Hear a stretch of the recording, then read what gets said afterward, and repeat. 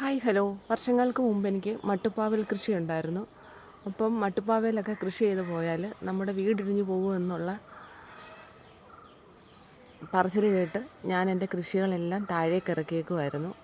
പിന്നീട് ഞാൻ കൃഷിയിലൊന്നും ശ്രദ്ധിക്കാതായി. അപ്പോൾ ഇപ്പോൾ 2-3 പയർ ഇതിലേക്ക് പടത്തി കൊടുക്കാമെന്ന് വിചാരിച്ച്. അപ്പോൾ നമ്മൾ ഇതേപോലൊരു കൊളുത്ത് ഒരു 15 വർഷത്തിന് മുമ്പേ നമ്മൾ ഇട്ട് കൊടുത്തിട്ടുണ്ടായിരുന്നു. അപ്പോൾ ഈ കൊളുത്തിലേക്കാണ് നമ്മൾ ഒരു കമ്പ് വെച്ച് കൊടുത്തിട്ടാണ് നമ്മൾ പടത്താൻ പോകുന്നത്.